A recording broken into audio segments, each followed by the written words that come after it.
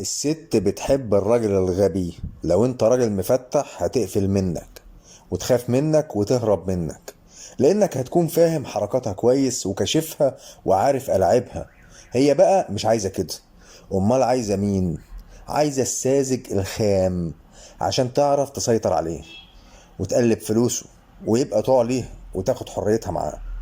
هتقول لي ما هو في بنات ذات دين وعندهم اخلاق ومش بيعملوا كده. هقول لك وانت تضمن منين انك دايما هتتعرف على ذات دين؟ وكده كده انا مش بعمم، اكيد في بنات محترمة. انا بفهمك الدنيا ماشية ازاي وفيها ايه. مش انت بتسمع ان في بنات بتحب الباد بوي؟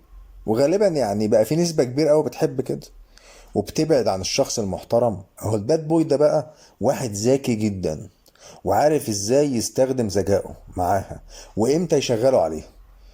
طب امتى الست تحب الراجل الذكي؟ لو عمل نفسه غبي زي الباد بوي كده. فهمت حاجة؟ بص يا غالش، لو الست لاحظت انك بتربط الخيوط ببعض وبتستنتج وتتوقع خطواتها وتفكيرها هتطفش منك. حتى في الجواز في مصر كده، الا من رحم رب طبعا. مفيش اهل بنت او بنت عايزين واحد داخل يجادلهم ويتذكى عليهم. لا، هم عايزين ابن الحلال المحترم اللي يحط ايده في جيبه ويدفع من سكات ويمضي وهو ساكت، ولو عمل اي حاجة بعد كده يسجنوه. وبعدين الراجل الذكي ده عنده مناعة من كتر التجارب والخبرة والمرمطة اللي حصلت له، فهي مش هتعرف تخترقه، هو اللي هيخترقها. انا اعرف ست بقى ألمانية، لاحظت ان جوزها شخصيته ضعيفة قوي وبيترعب منها وبتهينه قدام اي حد. لما سألت واحد صاحبي يعرفهم كويس قال لي بص يا محمود، الست دي بتحب الرجالة اللي شخصيتهم ضعيفة وبتختارهم وسهل السيطرة عليهم. واحدة تانية بقى سويسرية اتعرفت عليها في سوبر ماركت، لما لقيتني مفتح وهارش هي عايزة ايه خافت مني واتعرفت على شاب تاني مصري برضه اللي هو صاحب السوبر ماركت. ليه؟ عشان ما عندوش خبرة خالص وهي عارفة كده كويس واختارته للسبب ده.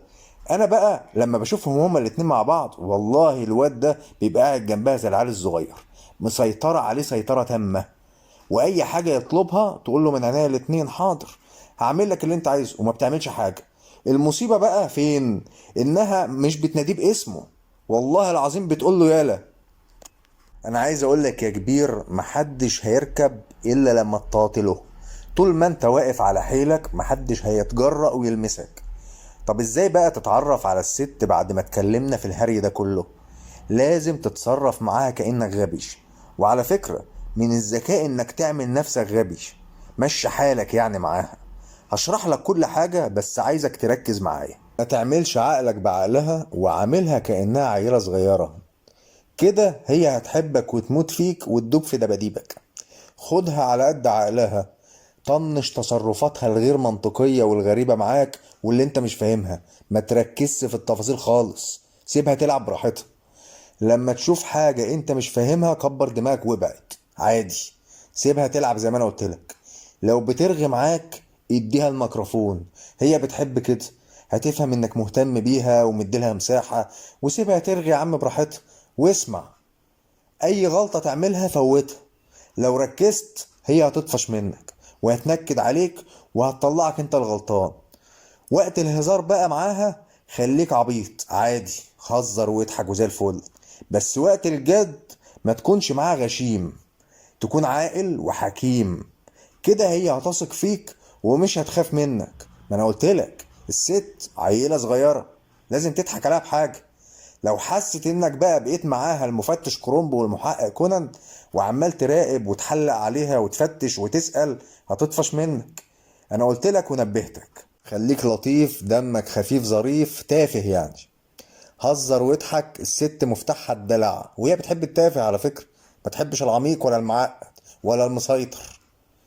اللي عايز اقوله انك هتكون شايف وفاهم كل حاجة وعارف هي عايزة تعمل ايه بالظبط، بس انت عشان عايز العلاقة تستمر بتكبر دماغك عن الحاجات برضو اللي هي ايه تقدر ايه تكبر دماغك فيها، لكن في حاجات ما ينفعش.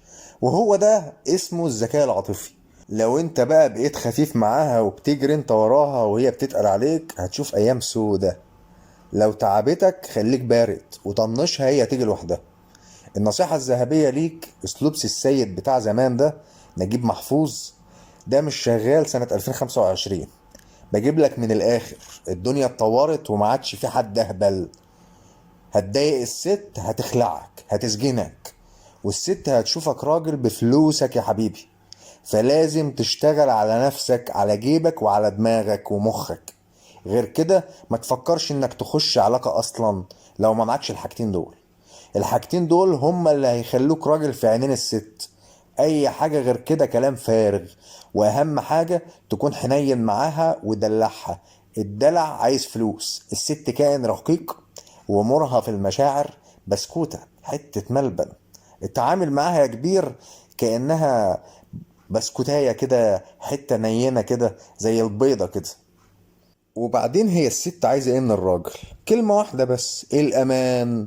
والأمان ده بيجي بالفلوس. هي مش كائن مادي على فكرة، لكن هي حياتها كلها بالفلوس. انت لو اتجوزت وعايز مراتك تكون جاهزالك كده بالليل، انت فاهمني يعني، كل ده بفلوس. الريحة بفلوس، واللبس بفلوس، والأكل بفلوس، حتى الكهرباء اللي في الأوضة بفلوس. على رأي المثل، اطبخ يا جارية كلف يا سيدي. وطبعا انا مش بعمم، اكيد في ستات بتحب الراجل الذكي وبتحترمه، بس انا بتكلم على النسبة الكبيرة. لو شايف انك استفدت وغيرت حاجة جواك وفي تفكيرك، ما تنساش لايك واشتراك وتعليق حلو منك يرفع الفيديو.